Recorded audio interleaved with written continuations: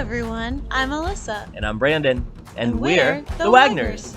We're a husband-wife duo who travel all around the country since 2021 for Brandon's travel nursing job. We love hiking, car camping, new cities, and of course, the best food and drink. Along with adventure, we always look for ways to keep our travel budget-friendly. So pack your bags and join us as we wander together. Hi, Wanders! Hey. Welcome back to our page, and as promised, we have a new location for you guys. Palm Springs is all done. If you guys are tired of SoCal content, you're in luck. But hopefully you're not too over California, because assignment number 8 is in Santa Rosa, California.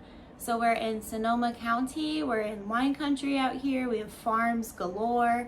We're about 40 minutes from the coast, about an hour and a half from San Francisco. So we are ready to show you guys all around Northern California. So let's get started right now. Our first stop is going to be Bodega Bay. Let's go.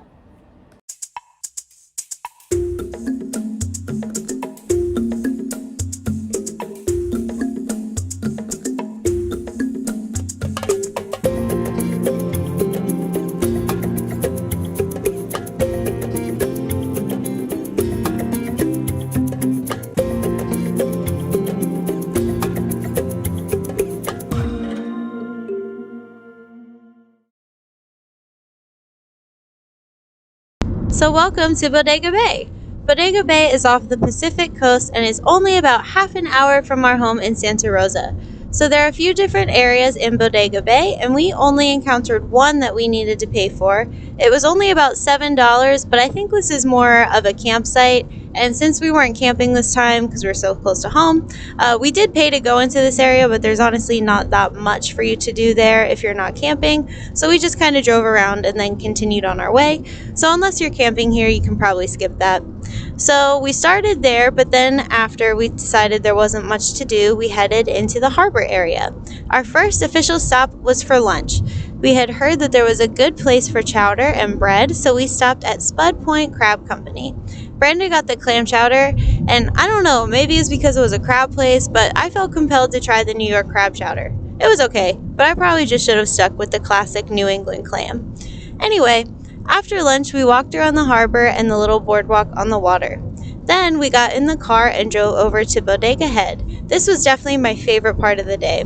We did the Bodega Trailhead, which is only 1.6 miles and is pretty flat and easy, but sadly no dogs are allowed on this trail, but it is very kid friendly and probably stroller friendly at only 187-foot elevation gain. This train takes you right onto the cliffside so you can see the waves crashing into the rock below you. Something I have been super enjoying about the West Coast are these rocky and cliffside beaches. Most beaches I've been to on the East Coast are flat, sandy beaches, so this is always really fun for me to see these different types. The trail is very picturesque, so bring your camera.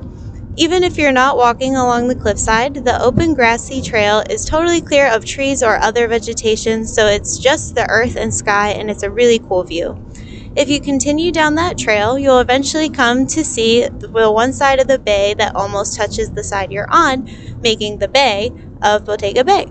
It's really cool to look out and see the curled tip of the land across from you. This trail is a loop, so it will bring you back to the parking lot where you probably started. After that, we decided to check out a beach in the area. We passed a few cute shops and restaurants, as Bodega Bay is also a town in addition to being full of great trails and views. But since we had already had our lunch, we kept the rest of the day just about the nature. So we arrived at Coleman and Miwok Beach, and we were able to get some free street parking right at the top of the cliff overlooking the beach. We took steep wooden stairs down the side of the cliff to meet the sandy beach below us. This beach still has some big rocks at the bottom and in the water, so we were still content in our sneakers to walk around and explore the area. We found so many clamshells, so I guess that's how we know Brandon's chowder for lunch was very fresh. We left at the right time because the water started to come in around our feet, so I think the tide was coming in. This was our last stop for the day, and then we headed home.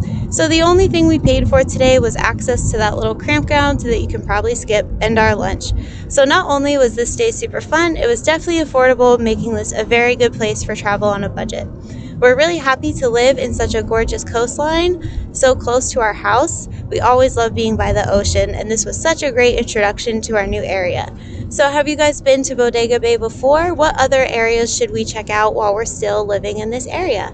Thanks so much for coming along with us. Please remember to like and subscribe for some more Northern California content.